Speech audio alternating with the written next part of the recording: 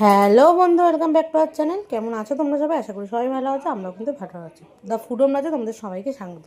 অনেক দিন বাদে তোমাদের সামনে চলে এলাম। তো আজকে একটু কাবাব বানানো হবে, তো তার জন্যই যে কটা জিনিস লাগবে সেটাই বরমশাই কিনে এনেছিল, তো তোমাদের সাথে সেটাই শেয়ার করেছিলাম। ক্যাপসিকাম, তারপরে টক দই, মাখন, পেঁয়াজ আর যেসব মশলা লাগে সে সমস্ত মশলা দেওয়া হয়েছিল।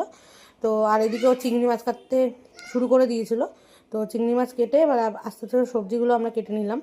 তো দেখতেই পাচ্ছ সবজিগুলো সব কেটে নেওয়া হয়েছিল। আর এই আসলে তোমাদেরকে বলে দিই কী কী আমাদের কাবাব হবে। চিংড়ি কাবাব আর হবে পনির কাবাব, ঠিক আছে? তো সেটা হবে কাঠের জালে বাইরে। তো চলো দেখতে থাকো, আশা করি তোমাদের ভিডিওটা ভালো লাগবে। তো ম্যারিনেশনটা স্টার্ট হয়ে গেছে। তো ম্যারিনেশনটা আমি তোমাদের দেখিয়ে দিচ্ছি কী কী দিয়ে ম্যারিনেশন করিয়েছে। তো এখানে বিভিন্ন রকম মশলা দিয়েছে, দেখতেই পাচ্ছ। আশা করি তোমরা চিনতে পেরেছো। আসলে ভিডিওটা অনেকদিন আগে করা হয়েছিল, আমি আমার হঠাৎ করে গ্যালারি হাঁটতে হাঁটতে মনে পড়লো ভিডিওটা ছাড়া হয়নি, তো ছাড়ছি। আর অনেক দিন তোমাদের সাথে ভিডিও শেয়ার করা হচ্ছে না কিছু সমস্যার কারণে, যার জন্য আমার খুব অসুবিধা হয়ে যাচ্ছে। তো এবার চেষ্টা করবো আস্তে আস্তে তোমাদের ভিডিও ছাড়া, শর্ট ভিডিও, বড় ভিডিও।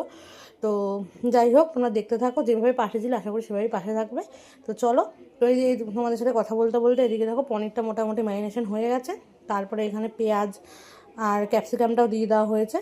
আর তার উপরে কিন্তু এই যে গোলমরিচটা ছিটিয়ে দেওয়া হলো, আর দেওয়া হয়েছিল লাল লঙ্কার গুঁড়ো, কাশ্মীরি লঙ্কার গুঁড়ো, একটু লাল হওয়ার জন্য। তো সেটা বলতে মানে দিতে আসলে একটু কম পড়ে গেছিলো, পরে দিয়েছিলো।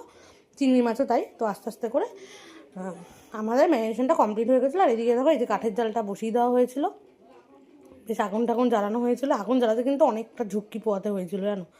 তো যাই হোক, এটা কিন্তু ডিসেম্বরের ভিডিও, তোমাদেরকে আমি ফেব্রুয়ারি মাসে আমি ছাড়ছি, মানে আজকে ছাড়ছি।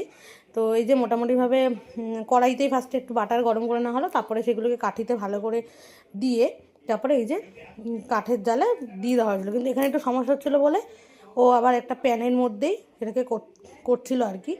তো খেতে কিন্তু দারুণ হয়েছিল, তোমরা যদি পারো এভাবে ট্রাই করো।